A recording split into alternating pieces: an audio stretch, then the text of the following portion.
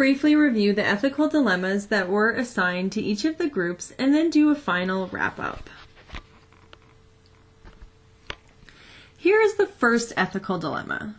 When you applied to be a big, you had a very clear image of what you were hoping for in a little. You wanted to be matched with a cute 7-year-old who liked to do arts and crafts just like you.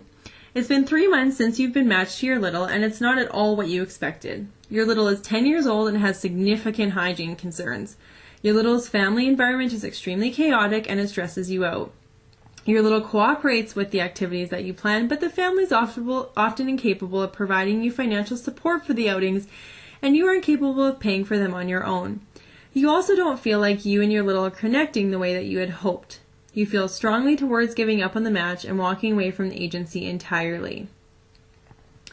In this case, it's important for you to consider the idea of premature termination. While the match is not going as expected, it would be incredibly harmful to end the relationship early for the reasons listed and would subsequently violate the principles of non-maleficence, fidelity, and integrity. While you may have come up with various excellent solutions to this dilemma, one possible solution would be to connect with the governing agency to see if they can provide some assistance in coping with the challenges in the relationship. This was the second ethical dilemma. You and your little, who's 16 years old, have been matched for a number of years and you have a great relationship. One Friday night, you and your friends are out at Earl's. You have had a considerable amount to drink, so i.e. you know you're unable to drive. Your little and their friends walk in the door and approach you. It's clear that your little wants to talk to you and introduce you to their friends. In this case, it is important for you to consider the idea of integrity and responsibility. You want to honor your little's desires, but need to also recognize that it would be irresponsible and potentially harmful for you to interact with your mentee when you are inebriated. While you may have come up with various solutions to this dilemma, one possible outcome is to acknowledge your mentee and state that you are unable to chat with him but schedule an alternate time for you to meet his or her friends. This was a third ethical dilemma. You have recently been matched to a 6-year-old. For the past several weeks, you have noticed that your little has odd bruises on their body. At first, you don't question it, assuming that they've had some accidents just like all kids do. However, after 2 months have passed, you notice that the quantity and severity of the bruises seem to be increasing. Eventually, your little discloses that the bruises are a result of an abusive relationship between them and their parent. However, they beg you to keep this information a secret because they don't want to get in trouble. Here, it is imperative that you consider the idea of harm. While it violates the autonomy of the child to disclose abuse, the risk for harm in this situation is substantial. This situation is a bit more black and white in terms of the response. When abuse is disclosed, you must report it. The first person to talk to would be your caseworker at the governing agency.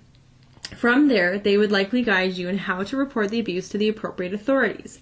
Keep in mind that in Alberta, we are required to report suspected or disclosed child abuse or neglect by law, and failing to do so can result in fines or imprisonment.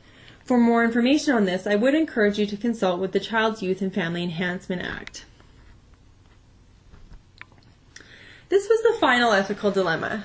You are an in-school mentor matched in a junior high school.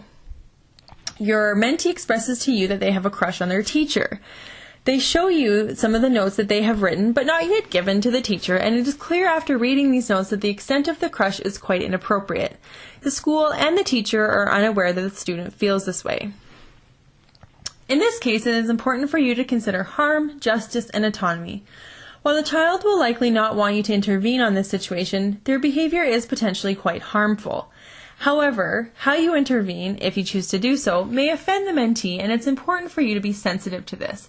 Thus, while you may have considered various courses of action, one possible outcome would be to discuss the situation with the mentee, so for example, open a discussion about appropriate boundaries in school, and then bring the issue up to your caseworker with the governing agency in order to allow them to take the appropriate steps towards resolution with the school.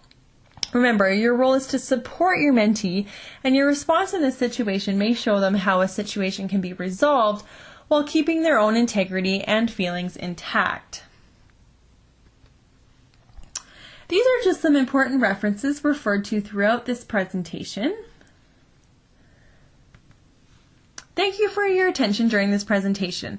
My hope is that you now understand how to define ethics, how ethics are implemented in professions related to mentoring, including education and psychology, and that you have an understanding of how to behave ethically in the context of a mentoring relationship, while also knowing how to approach ethical dilemmas. Please feel free to email me with any questions.